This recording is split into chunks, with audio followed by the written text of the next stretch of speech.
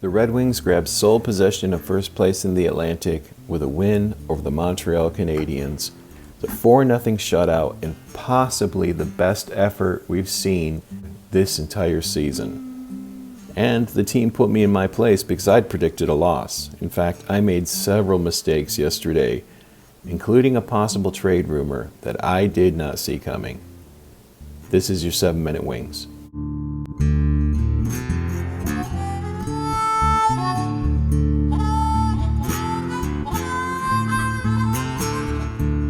Welcome back to the Red Wings Report with Strings and Pucks. This is Jeremy Laura. If you're new here, please click like and subscribe. Head over to Hockey Hot Stove and you can see my latest write-up. I have no problem saying when I got it wrong. In fact, especially when I think Detroit's not going to do well and they do something like this, I'm more than happy to say I got it wrong. And some of you got it right. From the comments, Wings hockey fan, Gibson would need to steal it. Well, he got a shutout. Although this was a huge team effort, but Gibson still gets a shutout. Up close and personal. You talked about Detroit needing to outperform Montreal in the first period. The first periods have been weak, and they did. Limited them to 3 shots, and you said if they could do that, Detroit would get a 3-1 victory with an empty net goal. You got the goal total right. They won 4-0. They did get an empty net goal. So you were very close in your prediction. And Catherine McMillan, yep, Gibby will win. And you were absolutely right. I love those comments, and I wanted to just shout you guys out and say, you got it right, I got it wrong, and I love that you did. The Red Wings get this 4-0 win as John Gibson continues to shine. Gibson now has a .950 save percentage in his past 5 games. He's 12-2-0 since the beginning of December with a .932 save average, only losing 2 of his past 14 starts, and the team hasn't lost 3 in a row since the month of November. Something clicked at the beginning of December, and not just for Gibson, but this team has been a different team since that Western road trip. They need to keep winning because if you look at the Atlantic, it's still incredibly close this far in. This division is completely unforgiving, and for Detroit to see the postseason, they have to keep winning with this crazy back-to-back coming up with Carolina and Boston. I'm not going to make any predictions, but there's some tough games coming up. So anyway, in this win, Alex DeBrincat, he has a 3-point night. He has 6 points in his past 5 games, sitting now at 23 goals and 23 assists. This is his 5th 3-point night this season. And he now has 20 points in his past 20 games. Of course, Larkin now also has 23 goals. It's kind of funny. These two just keep matching each other's output. Larkin's only 7 goals away from a 5th straight 30-goal season. Lucas Raymond opened the scoring with that bizarre empty net goal, kind of similar to the one that Copp had scored against Winnipeg, kind of an empty net goal. But Raymond now has 3 goals in 3 games. And all of those goals are at even strength. And remember, that was a big issue when they broke up those lines, that Raymond hadn't had an even strength goal since November. So clearly something's working because he's doing really well right now. Copp gets an empty net goal. Kane had 2 goals the game before, when he got to 500.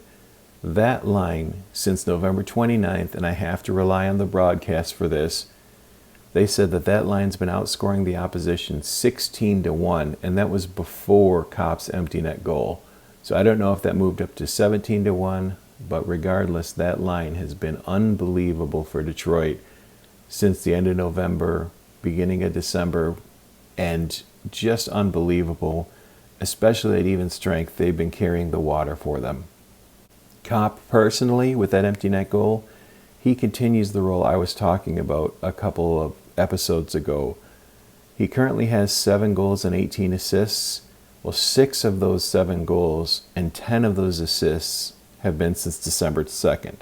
The team keeps winning, but like I said, you got a huge back-to-back coming up and a big jersey retirement night as number 91 goes to the rafters, and it's long overdue. Hoping they can put together a huge effort because you want that night to go well, and it's not going to be easy for them. But I want to get to the rumor. That wasn't just clickbait. I had talked about this, and I've talked about it several times. Rasmus Andersson in Calgary, from everything he said, from everything his agent said, from all the rumors, it seems like he's destined to be in either Dallas or Las Vegas. But I get an inbox message during the game from one of the writers. This is a rumor that was mentioned on X, and one I'd usually ignore. I know this one's a long shot, but the writer said, pay attention to this because this guy gets it right sometimes, and from what he's hearing, there may be some legs to this. And that's that Detroit put together a substantial offer for Rasmus Andersson, including a 2027 first-round pick and a high-end prospect. Now again, this is a complete rumor. No one else has even talked about this yet, but apparently there's rumblings that this could actually have some teeth. So if this comes to pass, the rumored player involved in this is Nate Danielson. And of course, we started talking about the bizarre twist of Danielson now being assigned to Grand Rapids. So again, I'd talked about Andersson not really being available because Detroit's really not his preferred pick. But based on what this guy's saying, there's a rumor that Detroit has made a significant offer to try to get Rasmus Andersson in, and that includes a first-round pick and a top prospect, possibly Nate Danielson. That's the way these rumors go. You never know what Yzerman's doing behind the scenes. He could have made this offer, and if it comes to pass, again, another thing I was wrong about in my predictions. So let me know what you think of that return. Would you take Andersson at that price? And let me know about the game. I'm glad I was wrong, and I'm glad so many of you were right. This is your 7 Minute Wings.